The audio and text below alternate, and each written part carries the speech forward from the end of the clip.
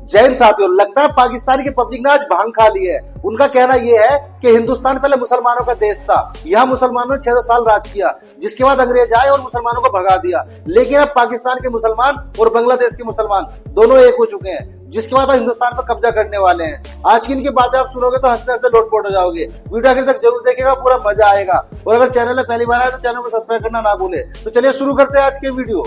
तो चलिए शुरू करते हैं। अच्छा यूं ही है, अगर इतना इजी हो गुजरना तो मेरा नहीं ख्याल कि अमेरिका के लिए भी उधर पहुंचना मुश्किल हो।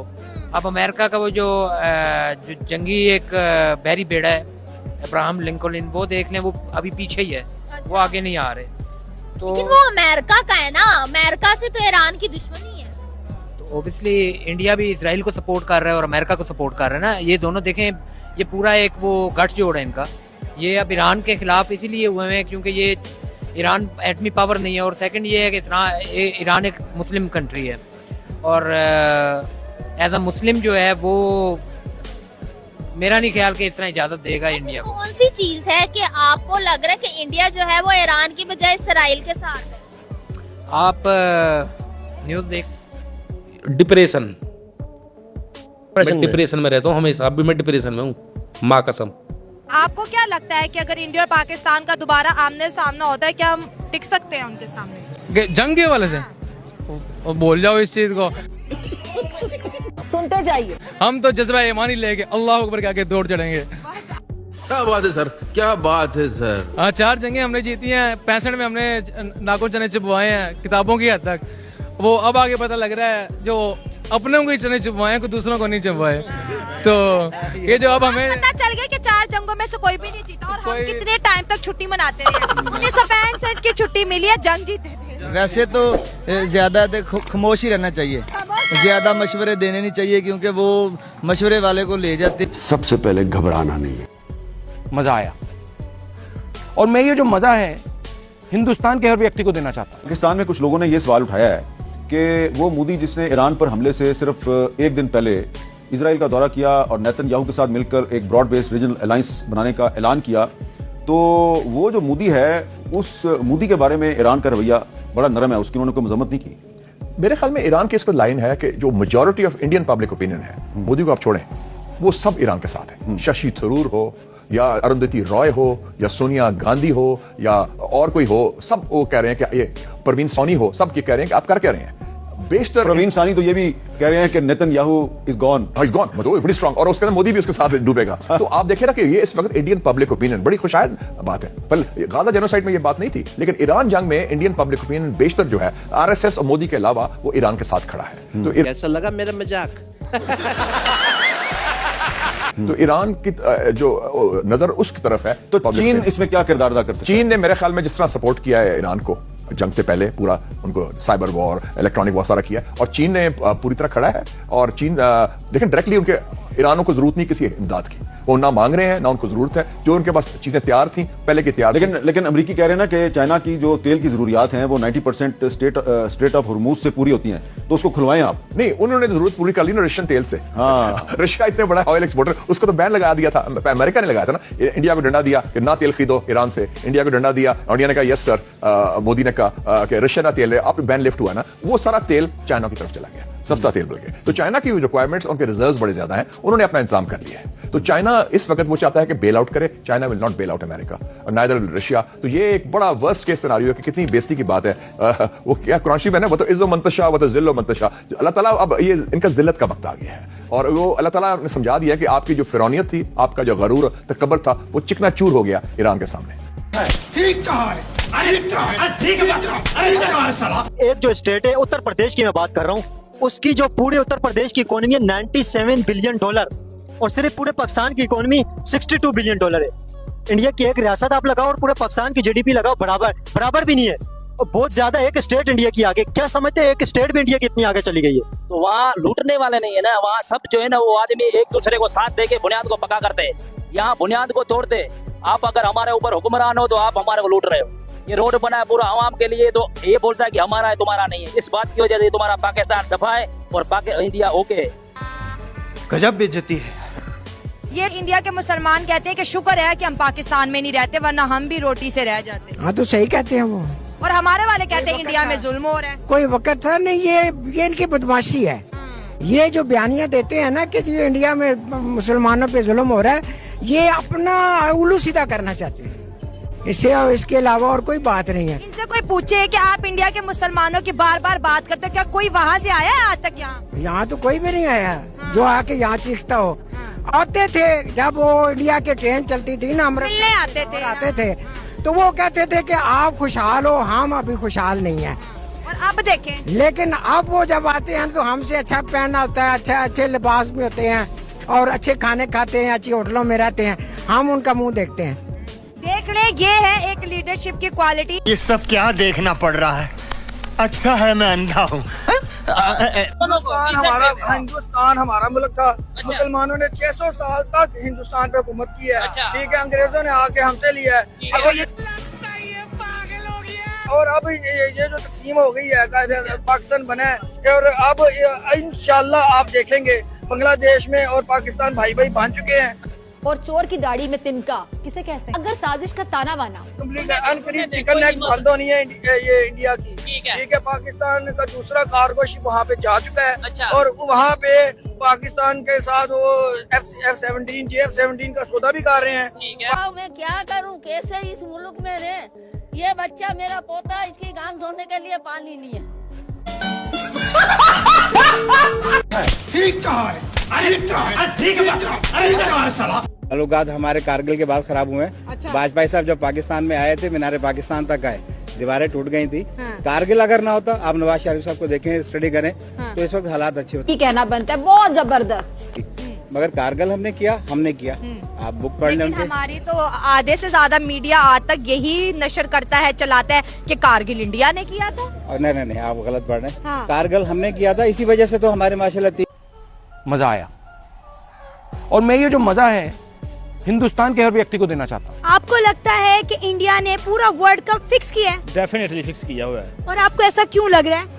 क्योंकि इंडिया में जो IPL होता है, मोस्टली प्लेयर्स जो होते हैं वो IPL जाके खेलते हैं, और सभी को जो है सिर्फ IPL का लालच होता है कि हम जो है ना वो IPL खेलें। इस वजह से मुझे लगता है आपने मोहम्मद आमिर की स्टेटमेंट सुन लिया, जो मोहम्मद आमिर ने कहा है कि इंडिया ने मैचेस फिक्स किए हैं, इसलिए वो सेमीफाइनल के लिए क्वालिफाई कर गया। नहीं, स्टेटमेंट देखिए, हमने भी तकरीबन 10-12 साल हम जो है ना वो क्रिकेट खेली हुई है, हमें भी थोड़ा बहुत एक्सपीरियंस है इस फील्ड में रह के। अगर कोई रेगुलर मैच खेलता है, देखता है, तो उसको ये समझ आ जाती है कि यार ये मैच किस तरफ जा रहा है, क्यों जा रहा है, कैसे। डिप्रेशन में रहता हूँ हमेशा, अभी मैं डिप्रेशन में हूँ, माँ कसम। अगर इंडोनेशिया की बात करें तो वहाँ पे पहले भी बहुत से मंदिर है जो उन्होंने ऑलरेडी वो हिंदू कंट्री था, जिसको ताजरों ने मुसलमान किया था। करोड़ों तो क्या करें, क्या कह सकते हैं इसमें। आज आपकी उम्र 70-72 साल है, तो 70 साल पहले आप क्या थे? ये बड़ी अच्छी बात कही आप। ठीक। हाँ, तो लाहौर आप जब बात करते हैं, वो कहते हैं ये एक हिंदू के नाम पे ये शहर रखा गया, उनके भगवान के बेटे के नाम पे अल्लाह। क्या बात है सर, क्या बात है सर। तो वही कहने को कि ईरान, अफगानिस्तान, इराक, शाम 70 साल पहले वो पाकिस्तान को नहीं जानते थे, मगर वो इंडिया को जानते थे। वो इंडिया को आज भी प्रेफर करेंगे, वो कहेंगे इनसे हमारे हजारों साल के ताल्लुकात हैं। ये 70 साल के बच्चे से हम देखेंगे कैसा है कैसा नहीं है। गजब बेइज्जती है। ये नेतन्याहू है, ये नरेंद्र मोदी की तरह खुदा ना खास्ता पाकिस्तान के खिलाफ भी कोई हरकत करने की कोशिश करेगा, क्योंकि जिस स्टेट ऑफ माइंड के अंदर वो है, मैं ये समझता हूं कि इस्लामी ममालिक को अब सिर्फ एक वन पेजर करारदादें पेश नहीं करनी चाहिए। ईरान पर हमला एक खुद मुख्तार इस्लामी मुल्क की दाखिली सालमियत पर हमला है। ईरान बहाना है, पाकिस्तान निशाना है, और ये हमारे हलीफ मुल्क, दोस्त मुल्क भारत को तोड़ के बनाया गया। ये ताल्लुक है भारत का और इसराइल का। अल्टीमेटली खुदा न खास्ता अगर ईरान को नुकसान पहुंचता है तो ये नुकसान फिर पाकिस्तान का होगा। तू समझा? हाँ। नहीं, तू समझा नहीं।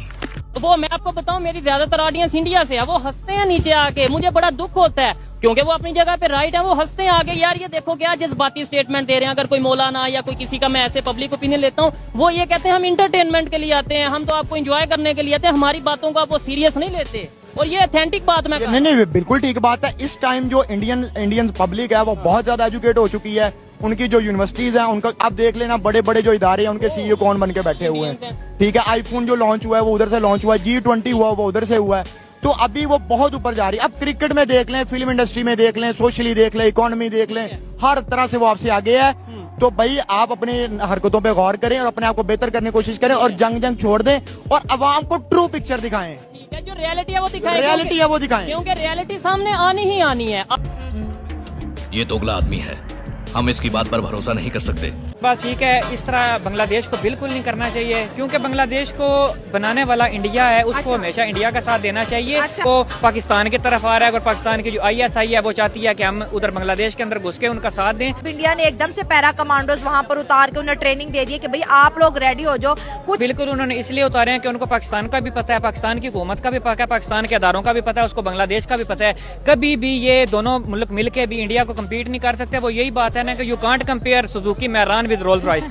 इंडिया लाइक रोल्स रॉयस है, ठीक है, और पाकिस्तान और बांग्लादेश लाइक सुजुकी मैरान है, जो अभी बिल्कुल खत्म हो चुकी है 19 के बाद। उसने भी बात कुछ तरीका है भीख मांगने का। पीपल ऑफ इंडिया, उनका मोदी जो है वो लाख हम कह दें, वो आंखों में आंखें डाल के रशिया के साथ उनकी तिजारत है। रशिया से वो तेल लेते हैं, रशिया से वो गैस लेते हैं। उनका दिल चाहता है तो वो चीन के साथ अपने सफारती ताल्लुकात बरकरार रखते हैं। They are not like, they don't have clamor, they are not freedom। उनके यूरिन नहीं निकल रहा है कि हाय अमेरिका हमें पिसा के रख देगा। अगर अमेरिका हम पे बम डालेगा, ईरान ने अब यही कहा है ना, ईरान के हमारे जनरल ने भी कह दिया है कि we will do or die। ये तो अल्टीमेट तो हमने भी करना ही है। तो मैं यही कह रही हूँ, इस वक्त हम बात करें इंडिया और पाकिस्तान की, हमें चल्लू भर पानी में डूब मरना चाहिए if we can't do anything in spite of having a big Islamic atomic power. दीदी वाह दीदी, दीदी वाह दीदी। ईरान ने जंगों की 200 साल हिस्ट्री को बदल के रख दिया है। इस जंग से पहले तक ये तस्वुर किया जाता था, पूरी दुनिया में ये सोचा और समझा जाता था कि सुपर पावर के सामने किसी भी कंट्री का टिकना पॉसिबल नहीं है, खासतौर पे ईरान जैसे कंट्री का। लेकिन ईरान ने ये चीज साबित की है कि अगर कौमों में, अगर किसी भी स्टेट में या किसी भी मुल्क में गैरत बाकी हो, किसी भी रियासत में गैरत बाकी हो, तो चाहे सामने सुपर पावर हो या फिर कोई भी पावर हो, वो अपनी गैरत के बका के लिए, अपनी पहचान के बका के लिए उससे जंग लड़ते हैं। ना सिर्फ जंग लड़ते हैं बल्कि पूरी दुनिया को बताते हैं कि जंग कैसे लड़ी जाती है। आपने देखा होगा कि ईरान अकेला और दूसरी साइड पे अमेरिका सुपर पावर, और अगर टेक्नोलॉजी के हवाले से बात करें तो फिर इसराइल भी सुपर पावर है टेक्नोलॉजी की, जो कि समझा जाता है।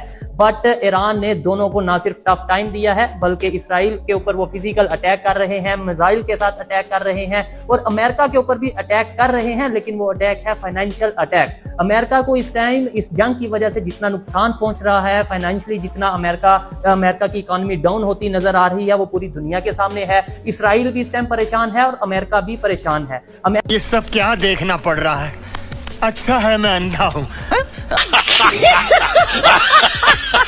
कितनी बीवी हैं आपकी? मेरी 4 बीवी हैं। बच्चे कितने हैं आपके? बच्चे मेरे 14 हैं। ये लोग जानवर हैं, कुत्ते की दुम है। साइकिल पे कितने को बिठाया आप? 2 को बिठाया मैंने। एक को इधर, एक को इधर। खुद किधर जाते हैं? खुद मैं देखिए आपके सामने हूँ। अच्छा, वो लोग लड़ती नहीं है आपस में? बहुत लड़ती हैं, लेकिन मैं उनकी परवाह नहीं करता हूँ। जब मैं कहता लड़ती रहो, लड़ती लड़ती मर जाओ, लेकिन मुझे कुछ ना कहना। इस्लाम में 4 के अलावा की इजाजत है, आपने तो 4 और कर लेनी थी। बिल्कुल कर लेता। राजा जी माशाल्लाह मेरी 57 एज है, लेकिन अभी भी मैं 1-2 शादी कर सकता हूँ अल्हम्दुलिल्लाह। अबे अपनी उम्र का लिहाज कर। मेरी एक वाइफ की डेथ भी हो चुकी है ना, 1 सीट खाली है अभी। कर लें फिर इजाजत है आपको, 4 पूरी कर। आप तलाश करें, मैं तैयार हूँ। कैसे कैसे लोग रहते हैं यार यहाँ पर। चलो तुमको पागल कुत्ते का गाड़ी उठा के ले जाएगा, बता रहे हैं हम। टमाटर का क्या रेट है अभी इस टाइम पाकिस्तान में? मेरा ख्याल है कि 600 से ऊपर है। 500, 600, 800 भी। हाँ जी, 800 भी है। ठीक है। तो अवाम जो है, हाँ, वो अब पुराना वक्त आ जाएगा इंशाल्लाह। अगर 2 साल की हुकूमत और क्या पुराना वक्त आएगा? वो आएगा प्याज और अचार रोटी के ऊपर होगा। तो प्याज भी कौन सा सस्ता है? तो चलो 1 प्याज से गुजारा तो हो जाएगा ना। टमाटर की निस्बतन तो गुजारा हो जाएगा ना। गुजारा हो जाएगा। माचिस की डब्बी लेते हैं, यकीन करें उस पर भी टैक्स देते हैं। इसके बाद वो क्या करें? माचिस की डब्बी वैसे है कितने की आजकल? मुझे तो लगता है 10 रुपए की है। कितने की? 15। ये देखिए 15 रुपए की माचिस की डब्बी, जो कि अभी 2-3 साल पहले 2-3 रुपए की थी, 4 रुपए। ना करें, हमें सांस लेने दें। सांस लेने मतलब कि बिलों की सूरत में, ठीक है, कोई ऐसा यानी कि कोई पॉलिसी बनाए कि लोगों को बिल कम लें। तो हम कुमा के भी आपको दे रहे हैं, ठीक है। अब पिछले दिनों टैक्स भी हम दे रहे हैं, बिल भी हम दे रहे हैं यार, हर चीज में टैक्स दे रहे हैं। देखा आपने लापरवाही का नतीजा है। इंडियन फ्रेंचाइज भाई सनराइज हैदराबाद लीड और पाकिस्तानी मिस्ट्री स्पिनर इब्रार अहमद काविया ने भाई पाकिस्तानी स्पिनर को ले लिया। इंडिया के अंदर एक नई जंग छिड़ गई है कि पाकिस्तानी प्लेयर ही क्यों लिया गया। 6 करोड़ और 80 लाख के अंदर पाकिस्तानी प्लेयर को खरीदा है। हमारे साथ पाकिस्तानी लड़कियां मौजूद है, इनसे बात करते हैं और इनसे जानते हैं कि क्या भाई इंडियन फ्रेंचाइज ने जो इब्रार अहमद को लिया है ये उनका एक अच्छा डिसीजन है, या फिर इनको भाई बांग्लादेश की तरह, जिस तरह बांग्लादेशी प्लेयर को निकाल दिया गया था, अब पाकिस्तानी प्लेयर को भी निकाल दिया जाएगा। मैम यहाँ पे बात करने वाले हैं भाई पाकिस्तानी मिस्ट्री स्पिनर को इंडिया की एक फ्रेंचाइज ने ले लिया, क्या कहना चाहेंगे? इंडिया के अंदर लोग बहुत एहतजाज करते हुए नजर आ रहे हैं कि भाई पाकिस्तानी प्लेयर ही क्यों? क्या उन्होंने पाकिस्तानी प्लेयर को लेके एक अच्छा इकदाम उठाया? क्योंकि दोनों मुल्कों में ना एक राइवलरी देखने को मिलती है, तो क्या ये एक मोहब्बत का पैगाम है? आपको क्या लगता है किस वजह से उन्होंने लिया? उन्होंने मेरिट पे लिया। मेरिट पे लिया? मेरिट पे लिया। पाकिस्तानी प्लेयर को, इब्रार को उन्होंने पाकिस्तान टीम डिप्रेशन में रहता हूँ हमेशा, अब भी मैं डिप्रेशन में हूँ। LPG शिप्स को, जो इंडिया की 2 शिप्स हैं, उनको गुजरने की परमिशन मिल गया स्ट्रेट ऑफ हॉर्मुज से। पहली बात तो है कि ये इंडिया का लीडरशिप का कमाल है कि इस हालत में, वॉर के इस हालत में वो लोग वहाँ से गुजर रहे हैं, परमिशन ले रहे हैं, किसी से भी ले रहे हैं तो वो ले रहे हैं, तो ये उनका लीडरशिप का कमाल है। तो ऐसा लीडरशिप जिस मुल्क में हो उसको मिलना चाहिए। हमारे मुल्क में भी हो लीडरशिप, तो लाएं। मुसलमान मुल्क हमारा भाई है, हमारा हमसाया है, हम नहीं कर सकते क्यों? हमारे पास लीडरशिप की बहुत कमी है इस मुल्क में। LPG तो क्या हम इधर से अभी एक कश्ती नहीं गुजार सकते, ऐसा लीडरशिप है हमारा, जलवा है हमारा। भाइयों, उम्मीद करते हैं हमारी आज की वीडियो भी आपको हर बार की तरह जरूर पसंद आई होगी, और हर बार की तरह हमारी आज की वीडियो में आपको सबसे फनी या सबसे इंटरेस्टिंग क्लिप्स कौन सी लगी कृपया कमेंट करके उसके बारे में जरूर बताइएगा। और यदि आप चाहते हैं कि हम आपके लिए किसी नए टॉपिक का वीडियो लेकर आए तो आप हमें उस टॉपिक का नाम भी कमेंट करके बता सकते हैं। आज की वीडियो देखने के लिए धन्यवाद। कल फिर मिलते हैं एक नई वीडियो के साथ। जय हिंद, जय भारत, वंदे मातरम।